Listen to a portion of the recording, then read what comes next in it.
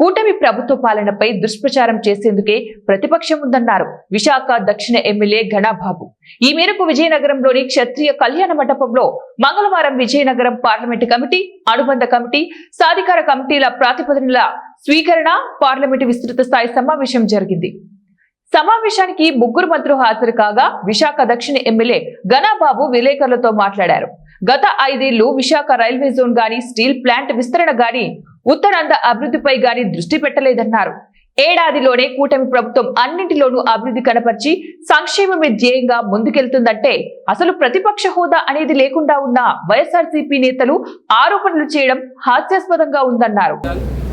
ఈరోజు ఒకవైపు విశాఖపట్నం నుంచి కూడా ఉత్తరాంధ్రలో విశాఖపట్నం నుంచి శ్రీకాకుళం వరకు ఇన్ఫ్రాస్ట్రక్చర్కి సంబంధించి కానీ, వాటర్ రిసోర్సెస్ సంబంధించి కానీ, ఒకవైపు ఏదైతే ఉండేటువంటి ప్రధానమైనటువంటి ఉపాధికి సంబంధించి కానీ, నారా లోకేష్ గారి నాయకత్వంలో ఐటీకి సంబంధించినటువంటి టీసీఎస్తో ఒప్పందం కావచ్చు, గూగుల్ కావచ్చు, హెచ్సిఎల్ కావచ్చు, ఇతరత్ర అనేక కంపెనీస్ని ఒకవైపు మన వైపు తీసుకుని వస్తున్నారు.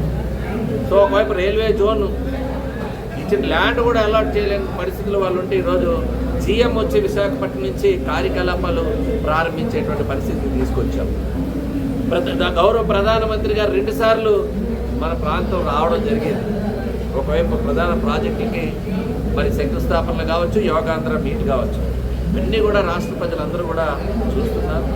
ఒక ఏడాదిలో సుపరిపాలనలో తొలి అడుగనేటువంటి సందర్భం ఎందుకు వచ్చిందంటే వ్యవస్థలన్నీ నాశనమైన ఈరోజు రాష్ట్రంలో అభివృద్ధి, సంక్షేమం 2 ముందుకెళ్తున్నాయి. మన రాష్ట్రాన్ని ఆదర్శంగా